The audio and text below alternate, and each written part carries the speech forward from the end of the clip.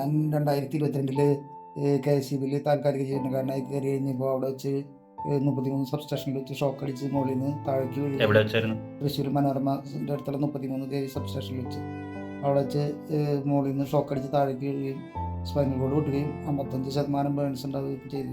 അതിനെ തുടർന്ന് എനിക്ക് അരയ്ക്ക് താഴെ ചലനശേഷി നഷ്ടപ്പെടുകയും നടക്കാൻ പറ്റാതാവുകയായി. 4 പെൺപിള്ളേരെ കല്യാണം കഴിഞ്ഞ് ഒരു മോനുള്ളൂ. കിടന്നുകിടപ്പിലാണ്. കുടുംബത്തിലുള്ള കാര്യങ്ങളൊക്കെ നോക്കണം. പിന്നെ എനിക്കാണെങ്കിൽ വൈക്ക് എനിക്ക് അത്രയേ വയ്യ.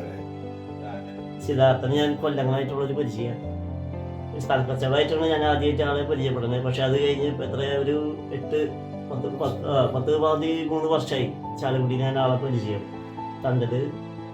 അവിടെ സ്പൈനൽ കോഡിൽ അവിടെ പരിക്ക് പറ്റി ആൾക്ക് ഒരു 4 വർഷമായി ഈ കിടപ്പാണ്. ഒരുപാട് കൂട്ടുകാരന്മാരുണ്ട്, ഒരുപാട് പരിചയക്കാരുണ്ട്, പക്ഷെ ആരും സഹായിക്കാനായിട്ട് വളരെ കുറച്ച് പേര് മാത്രം ഇവിടെ വരണുള്ളൂ. എല്ലാവർക്കും നമസ്കാരം. ഞാനിപ്പോൾ നിൽക്കുന്നത് മറ്റത്തൂർ പഞ്ചായത്തിലെ 14-ാം വാർഡിൽ കാട്ട്ലാൻഡ് സിദ്ധാർത്ഥൻ എന്ന് പറയുന്നൊരു ചേട്ടൻ്റെ വീടിൻ്റെ മുന്നിലാണ്. ഈ സിദ്ധാർത്ഥൻ എന്ന് പറഞ്ഞ ചേട്ടനും അദ്ദേഹത്തിൻ്റെ അമ്മയും മാത്രമേ ഈ വീട്ടിലുള്ളൂ. നമ്മളെപ്പോലെ തന്നെ വളരെ നല്ല രീതിയിൽ ജീവിതം സന്തോഷകരമായി പോയിരുന്നൊരു ചേട്ടനായിരുന്നു. ചാലക്കുടി സുരഭിയുടെ അവിടെ സൗത്ത് ജംഗ്ഷനിൽ ഓട്ടോ ഓടിച്ചിരുന്ന ചേട്ടനാണ് ഈ സിദ്ധാർത്ഥൻ എന്ന ചേട്ടൻ. ചാലക്കുടിക്കാർക്കൊക്കെ സുപരിചിതനാണ്. എന്ത് പറ്റുന്ന വെച്ചാൽ അദ്ദേഹം ഈ KSEBിൽ കരാർ ജോലിക്കാരനായിട്ട് കയറി KSEബിയുടെ ലൈനിൽ കംപ്ലയിൻറ്റ് തീർക്കാൻ വേണ്ടി മുകളിലേക്ക് കയറി അവിടെ നിന്ന് ഷോക്കടിച്ച് നിലത്തേക്ക് വീണു. നട്ടലിന് ക്ഷതം പറ്റി ഇപ്പോൾ 3 വർഷമായിട്ട് കിടപ്പിലാണ്. വളരെ ദയനീയമായ സ്ഥിതിയാണ് നമ്മൾ അകത്തേക്ക് കയറി ചെന്ന് കാണുമ്പോൾ. ആർക്കും വരാം ഇതുപോലത്തെയുള്ള ദുരന്ത അനുഭവങ്ങൾ. നമ്മളൊക്കെ ഇപ്പോൾ 2 കാലം നടന്നു പോകുന്നു, നമുക്കെല്ലാം ചിരിച്ച് സന്തോഷത്തോടുകൂടി പോകാൻ സാധിക്കുന്നു. പക്ഷേ ഇതൊക്കെ ഈ സന്തോഷം സംഗതികളൊക്കെ സന്താപത്തിലേക്ക് മാറാൻ അധികം സമയം വേണ്ട. അങ്ങനെ ഒരു ചേട്ടനാണ് ഈ അകത്ത് കയറുന്നത്. നമുക്ക് അകത്ത് ചെല്ലുമ്പോൾ തന്നെ വല്ലാത്തൊരു വിഷമമാണ്. പ്രിയപ്പെട്ടവരെ നിങ്ങൾ സഹായിക്കണം. അദ്ദേഹത്തെ സഹായിക്കാൻ വേണ്ടി സുഹൃത്തുക്കളും അദ്ദേഹത്തിനോട് നമ്മുടെ ചാലക്കുടിയിലുള്ള അദ്ദേഹത്തിൻ്റെ അടുത്ത സുഹൃത്തുക്കളൊക്കെ ഇപ്പോൾ ഇവിടെ വന്നിട്ടുണ്ട്. നമ്മുടെ കൗൺസിലറായിട്ടുള്ള ജോജി കാട്ടാണ് ഉൾപ്പെടെ അദ്ദേഹത്തിൻ്റെ സുഹൃത്തുക്കളെല്ലാം ഇവിടെ എത്തിച്ചേർന്നിട്ടുണ്ട്. തീർച്ചയായിട്ടും നിങ്ങളാൽ കഴിയാവുന്ന സഹായങ്ങൾ ചെയ്യണം. വലിയ ബാധ്യതകളാണ് ചേട്ടനിപ്പോൾ വന്നിട്ടുള്ളത്. ചികിത്സിക്കാനായിട്ട് തന്നെ ഒരുപാട് പണം മാസത്തിൽ ആവശ്യമുണ്ട്. മലപ്പുറത്തുള്ളൊരു ഹോസ്പിറ്റലിൽ അതിൻ്റെ സർജറിയുമായി ബന്ധപ്പെട്ടൊരു ചികിത്സയ്ക്ക് വേണ്ടിയിട്ടുള്ള ഒരു പണം കണ്ടെത്തുന്നതിന് വേണ്ടി തയ്യാറെടുപ്പിലാണ്. പ്രതീക്ഷയോട് കൂടിയിട്ടാണ് ചേട്ടൻ നിൽക്കുന്നത്. നടക്കാൻ സാധിക്കുമെന്ന് തന്നെയാണ് അദ്ദേഹത്തിൻ്റെ വിശ്വാസം. പക്ഷേ സാമ്പത്തികമായ ബുദ്ധിമുട്ടുകളും സാമ്പത്തികമായിട്ടുള്ള പരാധീനതകൾക്കിടയിലാണ് ചേട്ടൻ നിൽക്കുന്നത്. വേറെ ആരുമില്ല, അമ്മയും ആ ചേട്ടനും മാത്രമേ ഉള്ളൂ. നമുക്ക് സിദ്ധാർത്ഥ ചേട്ടനെ നമുക്ക് ചേർത്ത് വയ്ക്കാം. കാരണം നമുക്കും നമ്മുടെ ഇടയിലൊക്കെ ഇതുപോലെ വരുമ്പോൾ നമ്മളെല്ലാവരും മലയാളികളുടെ ഒരു സ്വഭാവമാണ്, ഒരു ദുരന്തം വരുമ്പോൾ നമ്മൾ ചേർന്ന് നിൽക്കണം. അപ്പോൾ അങ്ങനെ ചേർന്ന് നിൽക്കാൻ തന്നെയാണ് നിങ്ങളോട് പറയുന്നത്. നമ്മളെപ്പോലെ ഓടി നടന്നിരുന്ന സിദ്ധാർത്ഥൻ ചേട്ടൻ ഇന്നിപ്പോൾ കിടക്കയിലാണ്. എണീറ്റിരിക്കാൻ പോലും പറ്റാത്ത അവസ്ഥയിൽ.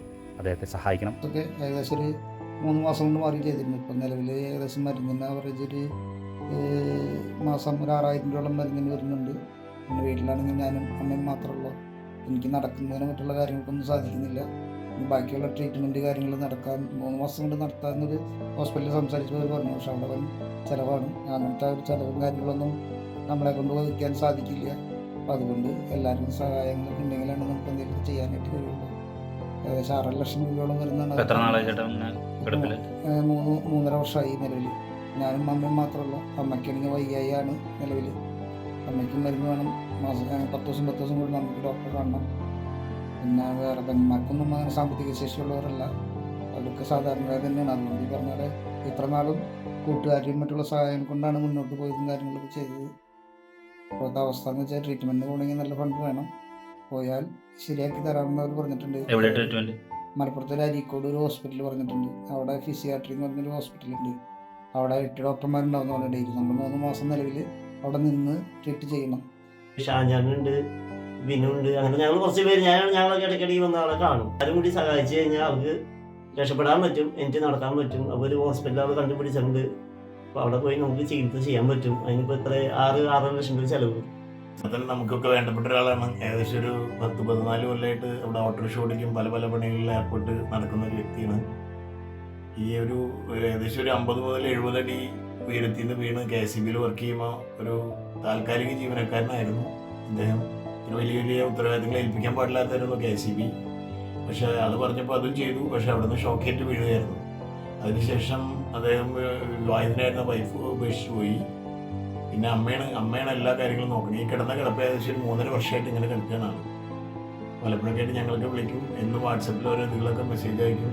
സ്നേഹത്തിനും പ്രവർത്തിക്കുന്ന ഒരു കുറവില്ല, പക്ഷെ അനങ്ങാൻ പറ്റാത്തൊരവസ്ഥയാണ്. അപ്പോൾ ചികിത്സിച്ച് ഭേദാക്കാനായിട്ട് നമ്മളെല്ലാവരും കൂടി ഉണ്ടാവണം. നമുക്ക് സാധിക്കും എന്നുള്ളൊരു സംശയമില്ല. നമ്മുടെ ചാലക്കുടിയിലെ ബന്ധങ്ങളും അതുപോലെ തന്നെ നമ്മുടെ സൗഹൃദവും എല്ലാം ഇതിനുപയോഗിക്കും.